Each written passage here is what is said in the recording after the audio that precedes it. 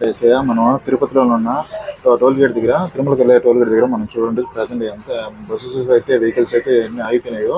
తిరుమలలో ఎంత రష్ ఉందో మనం ఎక్కడి నుంచో చూడొచ్చు. చూపిస్తున్నాం చూడండి. వెహికల్స్ అయితే ఎక్కడ నిలబెట్టి నిలబడిపోయాయో. ఇది మనం అలిపిరి చెక్ పోస్ట్ కనిపించేది టోల్ గేట్. టోల్ గేట్లో చూడండి వెహికల్స్ అయితే ఎంత వరకు లాంగ్ వరకు ఉన్నాయో.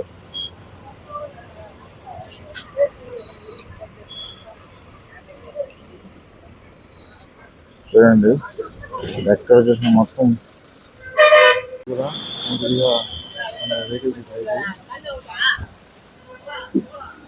ఎలా ఉంటుందండి. తిరుమలకి ఎండాకాలంలో రష్ ఎక్కువగా ఉంది. ప్రజెంట్ అయితే కొంచెం చూసుకొని శ్రీవారి దర్శనానికి అయితే వస్తే మంచిది. ఎందుకంటే ఎండాకాలంలో ఎంత జనాలు చూసినా వచ్చినా అంత రష్లో దర్శించుకొని వెళ్తే మంచిది. కానీ కొంతమంది అయితే వెనక్కి తిరిగి వెళ్ళిపోతూ ఉంటారు. ఓం నమో వెంకటేశయ్య. ఎలా ఉండాలో మీరు ఆలోచించుకోవచ్చు.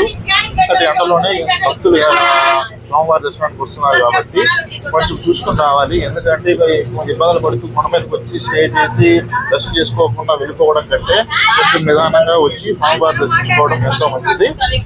కొంచెం చూసుకోనండి, ఎండాకాలం కాబట్టి.